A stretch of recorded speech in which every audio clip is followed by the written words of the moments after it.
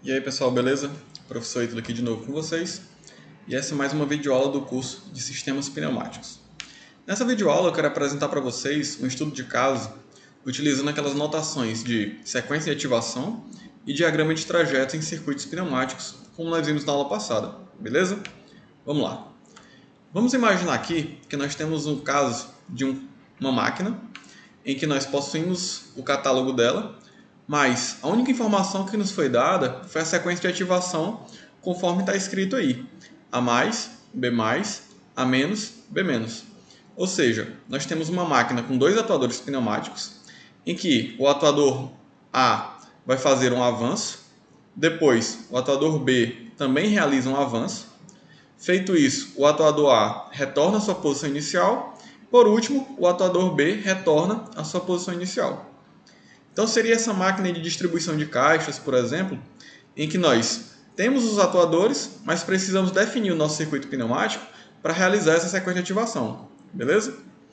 Então, se nós já temos essa sequência, o próximo passo é fazer o diagrama de trajeto. Esse diagrama de trajeto é bem simples de ser reconhecido. Nós podemos fazer como nós vimos na aula passada. Então, apresentando aqui para vocês, esse seria o diagrama de trajeto para esse tipo de sequência, em que nós temos os dois atuadores iniciando recuados, ou seja, de 0 a 1, eles estão na posição horizontal no número 0. Do número 1 ao número 2, nós temos o primeiro movimento, que para esse caso é o avanço de A, ou seja, A mais. Do número 2 para o número 3, nós temos o segundo movimento, que é o avanço de B isoladamente. Então, B+, ele avança. No terceiro movimento, nós temos o retorno de A, ou seja, A-. E no quarto movimento, o retorno de B, B-. A partir daí, nós temos um reinício do nosso circuito pneumático, então eu posso colocar 5 igual a 1. Beleza? O próximo passo, então, é nós conseguirmos fazer o nosso circuito pneumático utilizando a nossa ferramenta de FluidSim. Então eu abri aqui o nosso programa, circuitozinho aqui de FluidSim, em que eu já coloquei as ferramentas que nós vamos utilizar aqui ao lado. E utilizando esses símbolos, nós vamos montar o nosso circuito pneumático. Primeira coisa que nós sabemos, que por se tratar de um circuito pneumático, eu vou precisar de alimentação e lubrefil, em que eu posso conectar eles aqui. Nós vamos utilizar dois atuadores pneumáticos, então eu vou utilizar o primeiro e o segundo atuador aqui do lado. Para cada atuador eu tenho uma válvula 5 duas vias, que eu vou conectá-las aqui, direto no meu atuador pneumático, A e B. Eu sei que as conexões ímpares são conexões de escape, então eu posso colocar aqui já os símbolos de escape para cada uma delas.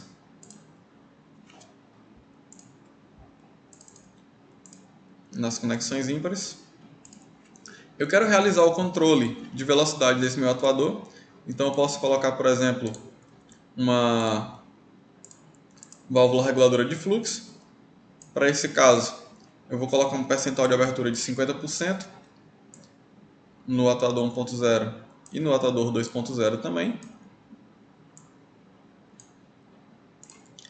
E além disso, essas válvulas 5 duas vias possuem acionamento e retorno pneumático. Então eu vou colocar conexões aqui de acionamento e de retorno para cada uma delas. Vou conectar as minhas válvulas reguladoras aqui no lubrefil. E a parte das válvulas 5 duas vias com atuadores pneumáticos está praticamente realizada. Posso apenas acrescentar então aqui minha régua de posicionamento. Próximo passo é saber que para essa máquina funcionar eu preciso acionar um botão. No meu caso, eu vou considerar um botão 3 duas vias com acionamento manual e retorno por mola. Na conexão número 3 eu também sei que é um escape, posso considerá-lo aqui. E do outro lado, quem vai fazer todo o restante do movimento são roletes pneumáticos, como nós já vimos. Então, é a própria máquina quem realiza isso. Ou seja, eu também vou ter uma válvula 3 duas vias. Posso colocar ela aqui, ó. Só que no lugar do acionamento manual por botão, eu terei o acionamento mecânico por rolete, beleza?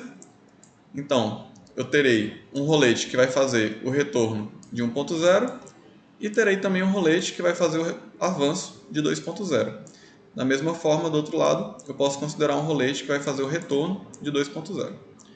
Vou conectar então aqui o sinal do meu botão 1.2 e posteriormente as alimentações dessas válvulas.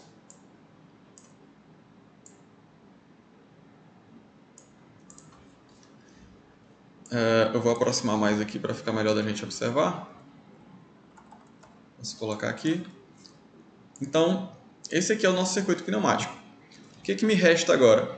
Colocar as identificações pneumáticas das minhas válvulas, atuadores, alimentação e depois o posicionamento dos roletes pneumáticos aqui na minha régua. Eu vou iniciar identificando os roletes pneumáticos. Se esse meu atuador é o 1.0, eu posso inclusive colocá-lo aqui já.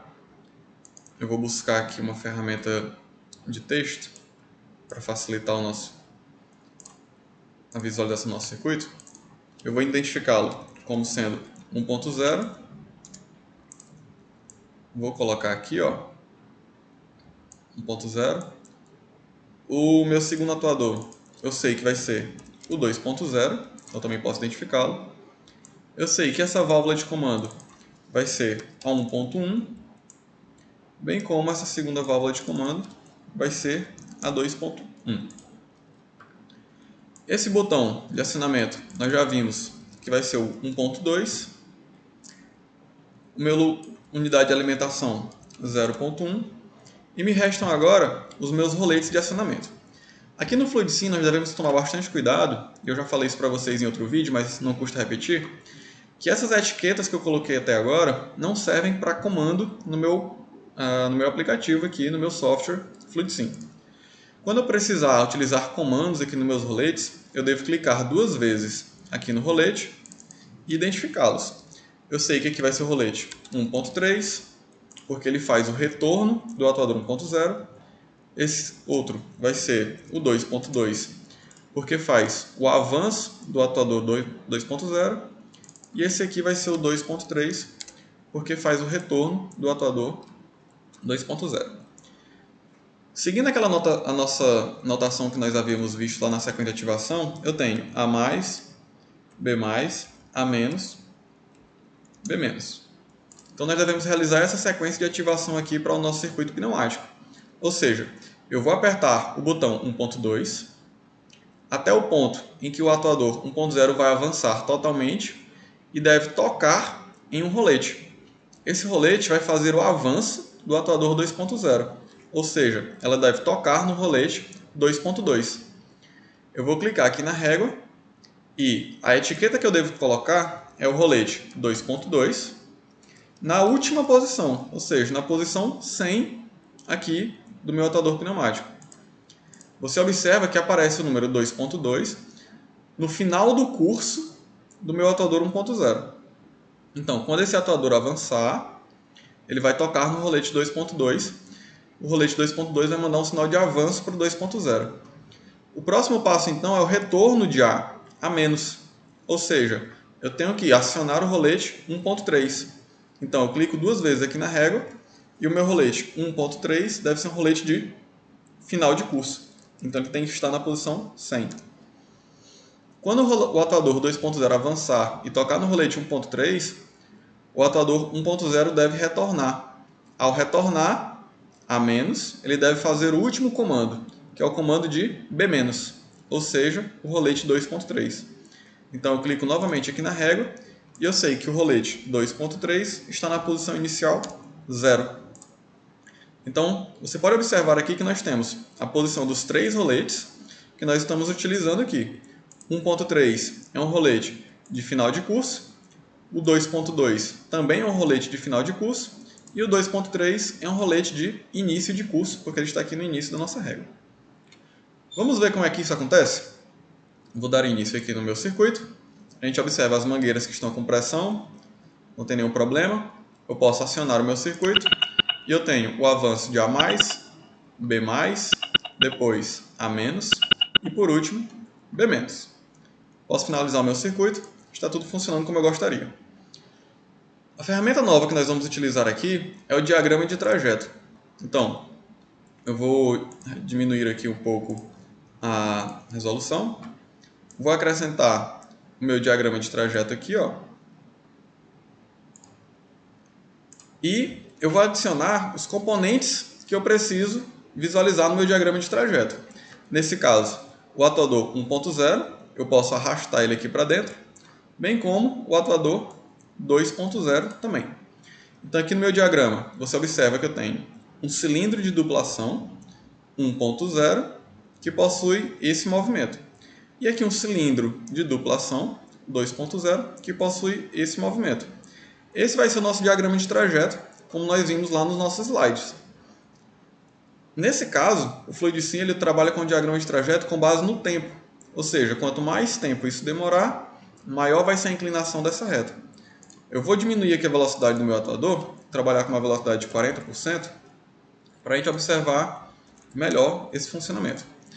Então, vou dar o início aqui no nosso circuito, e depois aperto o botão 1.2, o meu atuador avança, você observa que há um crescimento aqui da curva, 2.0 também avança, com o movimento aqui nesta reta, A-, e por último, B-, finalizando o meu circuito. Então, essa é a forma que nós temos de utilizar aqui no FluidSim o nosso diagrama de trajeto para esse circuito com sequência de ativação A+, B+, A-, B-. Eu espero que tenha ficado muito claro para você.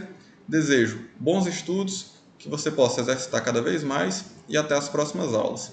Até mais!